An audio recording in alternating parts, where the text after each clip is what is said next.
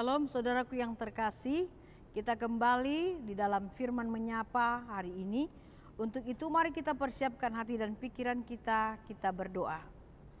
Damai sejahtera Allah yang melampaui segala akal akan memelihara hati dan pikiranmu dalam Kristus Yesus Tuhan kita. Amin. Saudaraku, firman Tuhan hari ini tertulis dalam kitab Amsal pasal 2 ayat 16 sampai 18. Saya akan bacakan untuk kita. Untuk melepaskan kamu dari perempuan jalang, dari perempuan yang tidak dikenal, yang licik dalam perkataannya, yang meninggalkan teman hidup mudanya dan melupakan perjanjian Allahnya, karena rumahnya menjatuhkan ke dalam kematian dan jalannya menuju ke arwah orang mati. Demikian firman Tuhan. Saudaraku yang terkasih, hari ini kita mendengarkan firman Tuhan yang agak keras untuk menjadi warning bagi kita setiap anak Tuhan untuk selalu waspada atau hati-hati. Karena dimanapun orang-orang seperti yang dituliskan dalam nats ini, yaitu perempuan jalang, akan banyak terjadi. Perempuan jalang ini adalah bisa dikonotasikan sebagai bahasa alegori, yaitu kepada perbuatan yang jahat, perbuatan yang menentang firman Tuhan, atau orang-orang yang mempersembahkan dirinya kepada kejahatan, kepada kefasikan, yang mempersembahkan tubuhnya, hatinya dan pikirannya kepada perbuatan-perbuatan yang melanggar firman Tuhan. Makanya dikategorikan mereka sebagai perempuan jalang.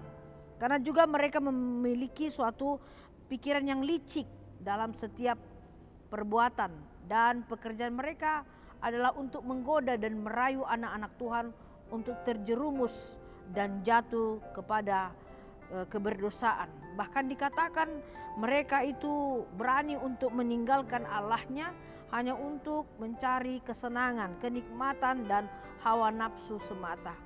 Makanya dikatakan sebagai anak Tuhan harus betul-betul memahami perilaku-perilaku perempuan jalang, yaitu orang-orang yang mempersembahkan tubuhnya, hidupnya hanya kepada iblis dan kuasa-kuasa kegelapan. Mengapa? Karena pada akhirnya hukuman yang akan mereka terima adalah dosa dan kematian yang selamanya atau kebinasaan. Nah, untuk itu saudaraku yang terkasih, firman ini mau menekankan beberapa hal bagi kita sebagai orang percaya, sebagai warga gereja, sebagai anak-anak Tuhan. Hindarilah persahabatan yang buruk dengan orang-orang yang jahat.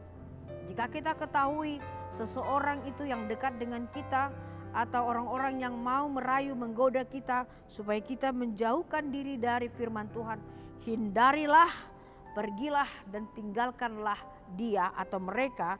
Karena ketika kita bersahabat dengan mereka, kita akan sama dengan mereka. Karena mereka akan berupaya sekuat tenaga untuk menjerumuskan kita, merayu kita, menggoda kita supaya kita meninggalkan Tuhan. Makanya dikatakan jagalah dirimu dalam segala godaan. Jangan sampai tergoda dan terhasut dengan rayuan oleh iblis, oleh orang-orang jahat. Jangan mau terjebak oleh perilaku buruk seperti itu. Hindarilah, jagalah hati dan pikiranmu dan jauhilah segala kejahatan. Tetaplah setia dalam perjanjian Allah. Ingatlah, hanya Allah yang mengasihi kita dan hanya Allah yang menolong kita, dan hanya Allah yang peduli dengan kita, dan hanya Allah lah yang akan selalu setia dan mengasihi kita sampai selama-lamanya. Di luar dari situ adalah kebohongan belaka. Untuk itu setialah dalam cinta kasih Tuhan, setialah dalam perjanjian kita kepada Tuhan bahwa kita akan tetap menjadi anak-anaknya yang termanis. Jauhi kejahatan, hindari dosa, dan hiduplah di dalam cinta kasih Tuhan.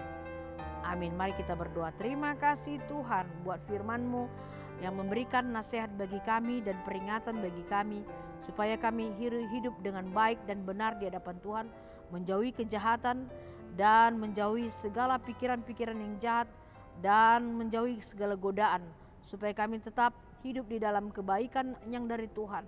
Dan setiap orang yang merayu kami, yang akan menjerumuskan kami kepada lembah dosa, tolong Tuhan bantu kami supaya kami keluar dari hidup seperti itu.